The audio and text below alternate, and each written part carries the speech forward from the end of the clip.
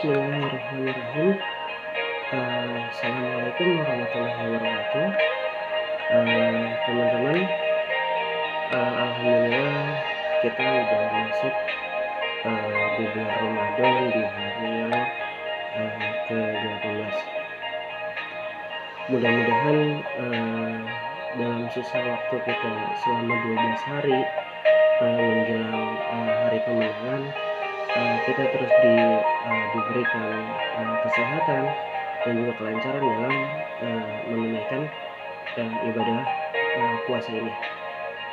Gimana kegiatan puasa kalian? Mudah-mudahan selalu diberikan semangat dan juga istiqomahnya dalam beribadah. Nah, untuk kesempatan kali ini saya akan menjelaskan tema ataupun judul tausiah yang berjudul Feeling Good di bulan Ramadan. Kenapa saya mengambil tema Feeling Good di bulan Ramadan? Yang pertama, karena saya tidak ingin dalam keadaan pandemik seperti ini, keadaan yang susahnya luar biasa, kita merosot tajam dalam beribadah, salah satunya ibadah puasa, sholat taraweh maupun yang lainnya, karena kita sudah biasa ketika Ramadan itu dibiasakan semua aktivitas itu di masjid. Misalnya dari pagi kita dari subuh sudah di masjid tadarusan, zuhur kita di masjid, asar di masjid, maghrib di masjid, sampai isya taraweh itu di masjid semua. Maka ketika kita sudah dibiasakan melakukan hal seperti itu, maka tahun ini Ramadannya berbeda. Semua aktivitas pembelajaran, kerja, apapun semuanya itu di rumah. Nah, maka dari itu gimana sih tipsnya yang diajarkan para ulama terkait feeling good ini di bulan Ramadan, ya, agar bisa Ramadannya bisa tetap semangat. Jadi kita menganggap bahwa Ramadan itu adalah sebuah liburan. Ramadan itu berasa seperti kita jalan-jalan. Jadi kayak seperti aktivitas selama bulan Ramadan itu yang menyenangkan. Jadi kegiatan ibadah itu jangan sampai kita samakan, atau jangan sampai kita ada kata wajib, ada kata sunnah. Jadi jangan ada seperti kata itu. Artinya kenapa saya bilang seperti itu? Karena ketika ada paksaan, maka ibadah itu akan terasa ya biasa aja gitu kan. Tapi kalau misalnya ibadah itu dilaksanakan dengan feeling good, ya, yang gembira, yang asik, maka kewajiban kita dalam beribadah itu akan mengalir dengan sendirinya, maka tidak ada rasa terpaksa. Maka ketika kita butuh sholat, kita tuh senang kalau kita sholat. Ketika kita puasa, kita senang. Nah, maka ketika ada orang yang sholatnya itu nggak senang, puasanya itu kayak lemas, nah maka itu harus kita evaluasi diri, feeling goodnya seperti apa di bulan Ramadan ini. Nah, maka tips yang diajarkan para ulama yang pertama adalah bagaimana semua aktivitas kegiatan itu berakatlah dengan Allah. Nah, apa sih yang dimaksud berakat dengan Allah? Nah, berakat dengan Allah itu banyak. Tidak hanya dilakukan kegiatan spiritual, tapi kegiatan bersosial. Ada hablum minallahnya, ada hablum minannasnya. Nah, maka yang pertama itu akan kita bahas adalah hablum minannas, yang artinya beribadah ataupun berbuat baik kepada sesama manusia, ya. Misalnya seperti apa? Yang pertama seperti donasi, yang kedua adalah memberi bantuan, terus yang ketiga misalnya ketika seseorang itu tidak punya internet, kuota internet, maka kita cateringkan. Nah, itu adalah perbuatan baik gitu kan. Nah, artinya apapun kegiatan kita sesama manusia, ketika kita diakadkan dengan Allah gitu kan, maka tidak ada rasa kecewa yang harus kita dapati gitu, karena sekelas Abu Bakar As-Siddiq pun itu pernah diceritakan ketika beliau selalu berbuat baik, feeling good-nya baik di bulan Ramadan, berbuat baik kepada tetangga, ya kan, terus memberi makan, lalu juga yang lainnya. Abu Bakar As-Siddiq pun sempat terasa kayak goyah keimanannya gitu kan. Beliau pernah difitnah.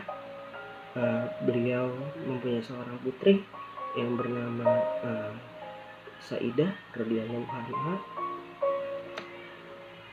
Ketika itu Abu Bakar, putri Abu Bakar itu difitnah. Ya lumayan, fitnahannya luar biasa. Putri beliau dituduh berzina, dituduh selingkuh dengan sahabatnya Nabi Shallallahu Alaihi Wasallam. Maka ketika Abu Bakar As-Siddiq itu mengetahui, beliau bertanya, saya kurang apa lagi? Saya sudah membantunya, saya sudah ngasih makan, saya sudah ngasih nafkah untuk keluarganya, lalu kenapa orang itu bisa melakukan hal seperti itu kepada saya? Maka ketika itu Abu Bakar As-Siddiq pun bersumpah kepada Allah Subhanahu wa Ta'ala, ya Allah, demi Allah aku gak akan pernah nafkahin tuh orang, demi Allah aku gak akan pernah nolongin tuh orang lagi. Maka ketika Abu Bakar As-Siddiq bersumpah atas nama Allah, maka Abu Bakar As-Siddiq pun mendapat teguran dari Allah Subhanahu wa Ta'ala.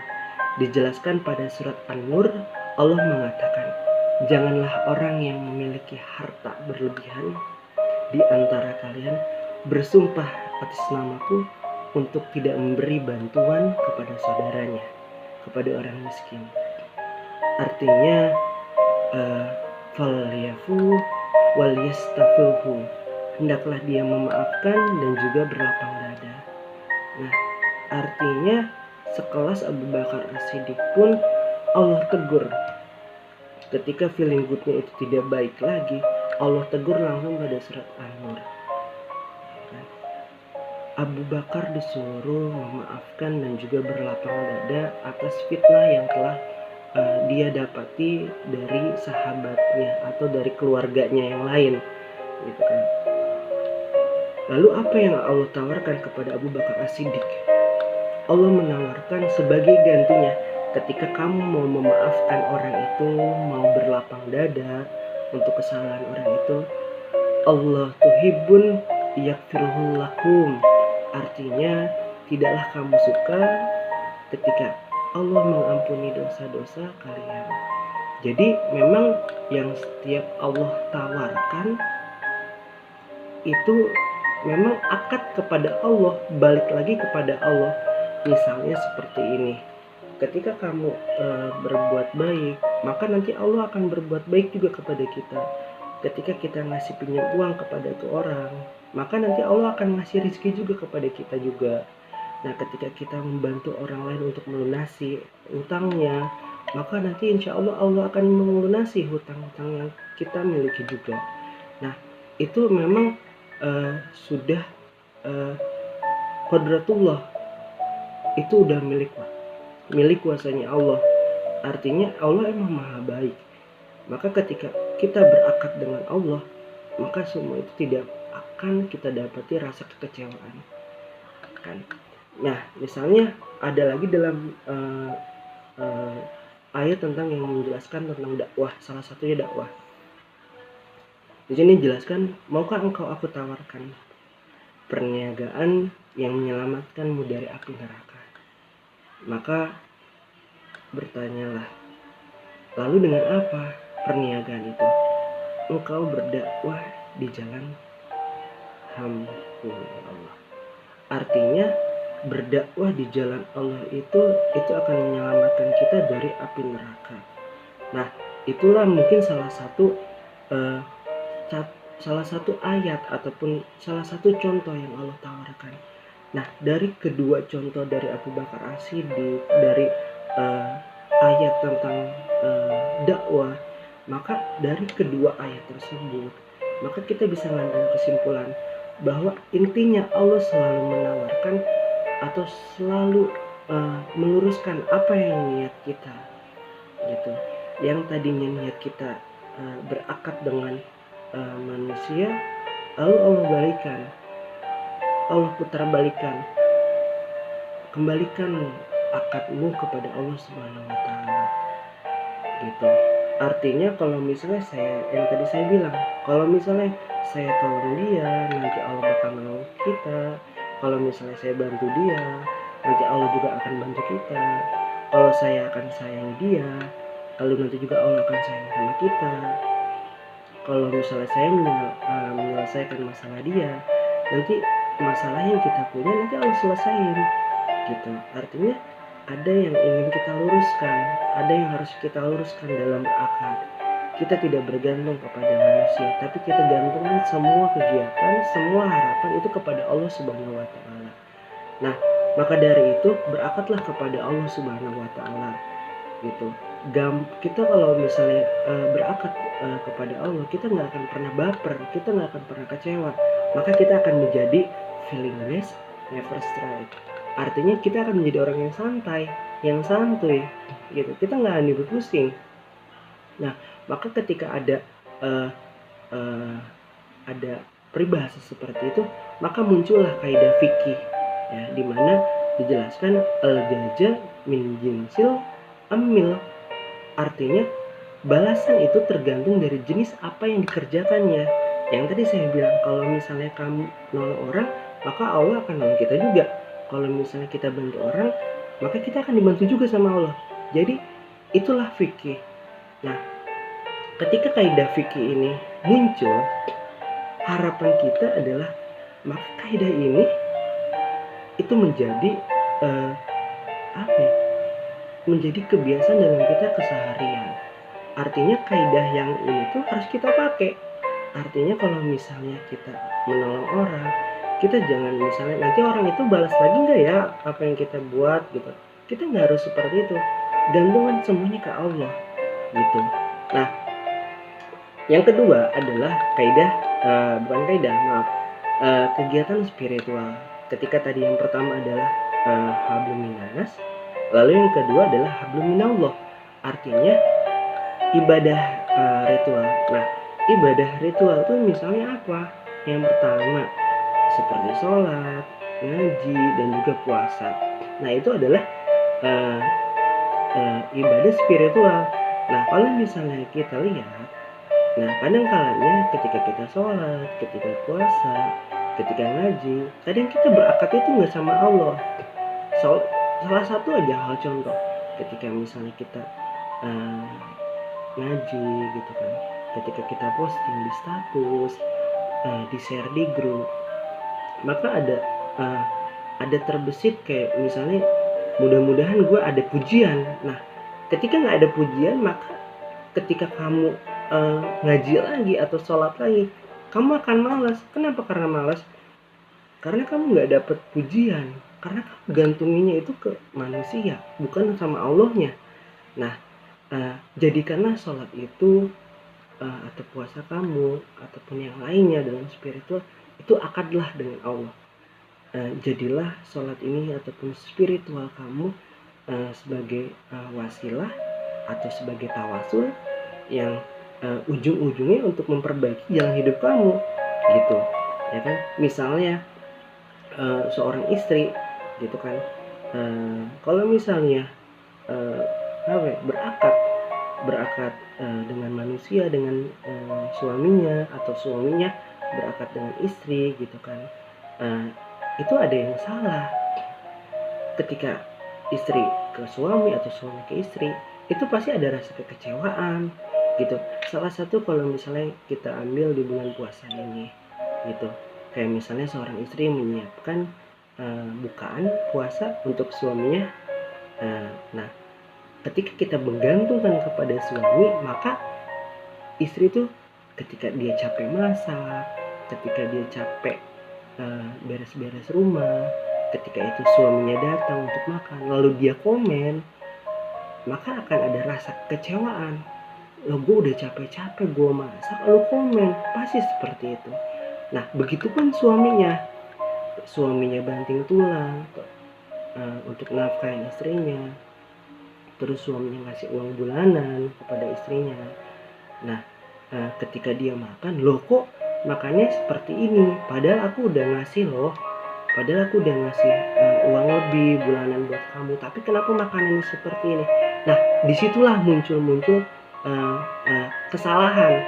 Artinya, ya tadi yang saya bilang, kalau kamu gantungin ke manusia itu pasti ada aja rasa kecewa. Maka kesimpulannya yang saya mau ambil dari tausiah, bukan tausiah ya, saya bukan ustadz juga, sebagai kakak lah.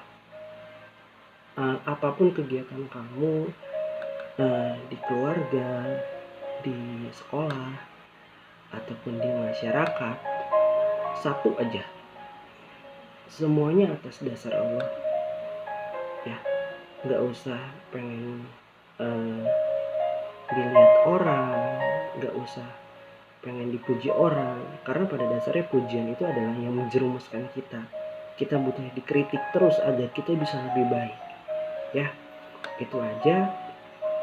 Tetap semangat 12 hari ke depan, tetap semangat puasanya, tetap semangat bantu orang tuanya, walaupun kita nggak mudik, walaupun kita nggak bukber, entah itu dalam satu kelas, entah itu dalam satu organisasi, SMP ataupun SD mungkin, nggak masalah. Jangan sampai feeling good kita jelek di bulan Ramadan. Mari kita tingkatkan feeling good kita dengan satu, berakatlah kepada Allah Subhanahu wa Ta'ala. Terima kasih. Barakallahu fikum walakum. Assalamualaikum warahmatullahi wabarakatuh.